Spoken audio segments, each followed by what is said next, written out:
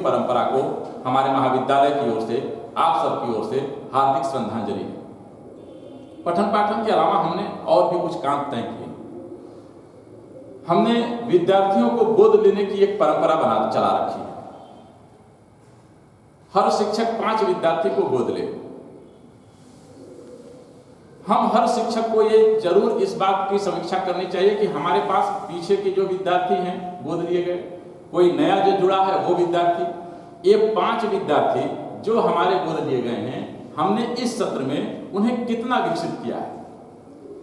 आपके गोद लिए गए विद्यार्थी को आपने जितना आप गोद लेने के कारण बना और बढ़ा पाए हैं, आपके उन संवेद कर्मों को मैं महाविद्यालय परिवार की ओर से अपनी उस पूरी परंपरा को श्रद्धांजलि स्वरूप अर्पित करता हूं। जो नहीं कर पाए हैं वो आगे करके अर्पित करेंगे। हमने विद्यार्थियों के साथ गांव को गोद लेने की परंपरा भी चला रखी है। जहां तक मेरा आकलन है कि इधर 2 वर्षों से गांव को गोद लेने की परंपरा या गांव को गोद लेने का जो अभियान है वो धीमा पड़ा है। यानी आप मिशन मंझरिया को छोड़ दें, वहां जितना संभव है उतना हुआ है। हम उन्नत भारत अभियान के 5 गांव को छोड़ दें, जितना संभव है वहां हम सक्रिय हैं।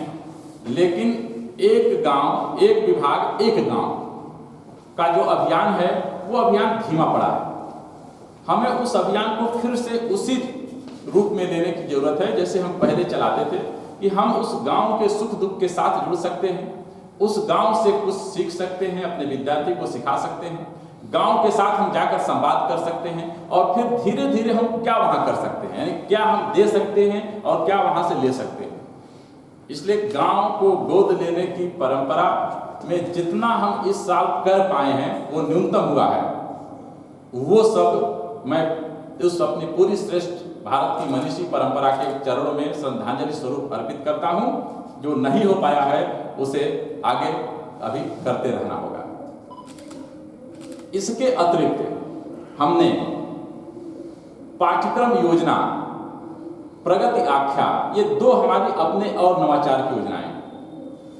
CBCS आने के बाद आपकी फर्स्ट ईयर की पाठ्यक्रम योजना एक तरह से वो जो 2005 से लेकर अब तक आप चला रहे थे वो अब उपयोगी नहीं है।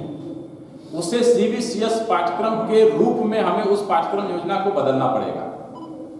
हम उसके बदलने की दिशा में कितना आगे बढ़ पाए हैं, कितना भी आगे बढ़ना है। यद्यपि उसमें समय कम मिला था, लेकिन उसे फिर से अभी लग करके हम उस CBCS पाठ्यक्रम के आधार पर अगर अपनी पाठ्यक्रम योजना को अपडेट कर लें तो ये जो कर पाएंगे वो पहले से चली आ रही परंपरा का नया संस्करण होगा, युगानुकूल संस्करण होगा, जैसे आवश्यकता है वैसा संस्करण होगा। ये संकल्प हम आज श्रद्धांजलि के रूप में अर्पित कर सकते हैं। हमने इसके अतिरिक्त छात्र संघ की एक अभिनव योजना बनाई। जब हम लोग छात्र संघ कहीं भी बाहर आप बात करते हैं तो आपको लगेगा कि जैसे किसी से कहेंगे कि हमारे यहाँ छात्र संघ चलता है तो उसको लगता है कि ये इतनी विशेषता में एक अपनी ये हम गैर विशेषता क्यों बता रहे हैं, यानी एक हम दोष क्यों बता रहे हैं। क्योंकि शिक्षण संस्थाओं में छात्र संघ दोष के रूप में, कमी के रूप में अंकित हुआ है। जब हम उस छात्र संघ के बारे में बताना शुरू करते हैं तब लगता है कि हमारे यहाँ का छात्र संघ इस परिसर संस्कृति का हिस्सा है और हमारे यहाँ का एक अभिनव प्रयोग है। हमने छात्र संघ में एक मॉडल दिया है, यानी छात्र संघ के माध्यम से महाविद्यालय के संचालन में, महाविद्यालय के प्रशासनिक संचालन में भी हम विद्यार्थियों का उपयोग करते हैं। विद्यार्थी इस महाविद्यालय को चलाता है और जब हम छात्र संघ के उस स्वरूप की चर्चा करते हैं तब हमारा वह स्वरूप स्पष्ट होता है जब हम कहते हैं कि इस शिक्षण संस्थान को 4 चरणों में पूरा करने की हमारी योजना रही है। उस पर हम निरंतर चलते हैं। पहला चरण कि यह कोई भी शिक्षण संस्थान जब शुरू होगा तो उसे प्रबंधक और प्रिंसिपल चलाएंगे। दूसरा चरण उस शिक्षण संस्थान को शिक्षक चलाएगा। तीसरा चरण विद्यार्थी चलाएगा और चौथा चरण वो संस्था चलने लगेगी, किसी को चलाने की जरूरत नहीं। तो ये जो तीसरा चरण है इसको पाने के लिए शिक्षक संघ, हमारा छात्र संघ महत्वपूर्ण है। यानी हमारे छात्र संघ के माध्यम से चुने हुए छात्र संघ के प्रतिनिधि का हम प्रशिक्षण इस रूप में करते हैं कि वो हमारे महाविद्यालय के संचालन में हमारा सहयोग करते हैं, और तब हम एक स्वरूप खड़ा करते हैं कि कोई यह महाविद्यालय केवल प्रिंसिपल के कारण नहीं चलता, यह महाविद्यालय केवल शिक्षक के कारण नहीं चलता। इस महाविद्यालय को जो वर्तमान स्वरूप मिला है, इसमें विद्यार्थी की भी पूर्णतः सहभागिता है, उतनी ही सक्रिय सहभागिता है। और हम यह जो मॉडल या यह जो प्रतिमान दे रहे हैं, ये हमारा जो नवाचार है, ये भी हमारे सारे वो प्रयत्न, क्योंकि इस माध्यम से हम विद्यार्थी का के व्यक्तित्व का भी विकास करते हैं। शिक्षण संस्था के सामने, भारत के सामने या भारत की शिक्षण संस्थाओं के सामने हमने एक मॉडल रखा है। इस रूप में भी भारत की उस श्रेष्ठ मनीषी परंपरा को हमारी वास्तविक श्रद्धांजलि है। हमने सामूहिक व्यक्तित्व विकास योजना बनाई, हम अभी उसे पूर्ण रूप से प्राप्त नहीं कर पाए, लेकिन जिस परिकल्पना के साथ हम उसको काम को लेकर चल रहे हैं, अगर उस परिकल्पना को हमने लागू किया, नहीं लागू हो पाया, क्योंकि लागू तो हम कर रहे हैं लगातार, कि एक विद्यार्थी को हम हर तरह से उसको फोकस करें, राष्ट्रीय सेवा योजना, एनसीसी, छात्रावास, गोद लिए गए विद्यार्थी, इस सब का एक चेन बनाया जाए और यह देखा जाए कि एक विद्यार्थी कहाँ कहाँ है, और उस विद्यार्थी पर ये सभी लोग एक आपस में बातचीत करते हुए ध्यान दें, जिसे हमने नाम दिया सामूहिक व्यक्तित्व विकास योजना। ऐसे में लगभग 250 विद्यार्थी ऐसा होता है जो हमारी इस योजना के केंद्र में होता है। हम 3000 विद्यार्थी जो हमारे यहाँ प्रवेशित हैं, हम 3000 विद्यार्थी को उस रूप में विकसित नहीं कर सकते। 250 पर केंद्रित होकर के हम उन्हें इनमें से छांट करके और आगे बढ़ा सकते हैं, काम कर सकते हैं।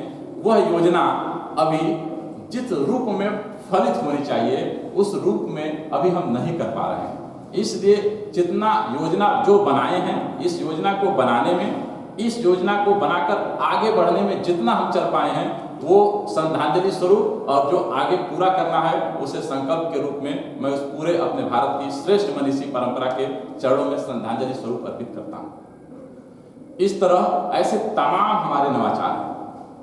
हमारी प्रार्थना सभा, हर भारत के मनीषियों को याद करने के विविध प्रकार के हमारे अपने प्रयोग, इस परिसर में प्रवेश करने के बाद हम हर कक्षा में को एक किसी न किसी अपने मनीषी के नाम से जानते हैं, लेकिन इन सब को हम विद्यार्थी तक कितना पहुंचा पाते हैं?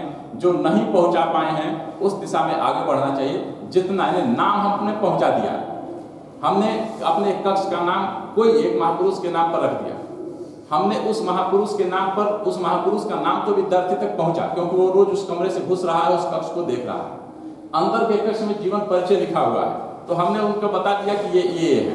लेकिन क्या उनकी उन विशेषताओं को हम उस विद्यार्थी तक पहुंचा पाते हैं, जिन विशेषताओं से विद्यार्थी को प्रेरणा ग्रहण करनी चाहिए, और प्रेरणा ग्रहण कर सकता है या अपनी परंपरा पर, अपने श्रेष्ठ पूर्वज परंपरा पर गर्व कर सकता है? क्या हम वो बात, क्योंकि वो बात तो शिक्षक को आगे बढ़ानी है, वो हमारे दीवार पर केवल लिख देने से नहीं पहुंचने वाला है, वो हमको प्रेरित करके विद्यार्थी को बताना पड़ेगा, उसे पढ़ने के लिए प्रेरित करना पड़ेगा, उस महापुरुष को जानने के लिए प्रेरित करना पड़ेगा। ऐसे इन सभी नवाचारों को जो महाविद्यालय ने प्रारंभ किए हैं, उन सभी नवाचारों को हम जितना अब तक कर पाए हैं, यानी पिछले 26 जनवरी से 15 अगस्त तक का, 15 अगस्त से इस 26 जनवरी तक का, उन सभी अपने प्रयत्नों को मैं अपने भारत की उस श्रेष्ठ मनीषी परंपरा को, जिन्होंने भारत को गढ़कर, भारत को संवार कर वहां तक पहुंचाया है, जिस परिवेश में हम यहाँ आज सम्मान के साथ जी रहे हैं, उन सभी जो चले गए हैं उन्हें श्रद्धांजलि स्वरूप अर्पित करता हूं, और जो इस पूरे प्रयत्न में लगे हुए हैं उनके प्रति अपनी हार्दिक आभार व्यक्त करते हुए, उनके साथ चलने का संकल्प लेते हुए मैं अपनी बात पूरी करता हूं। आज के इस अवसर पर एक बार फिर आप सभी को ढेर सारी हार्दिक शुभकामनाएं। भारत माता की जय।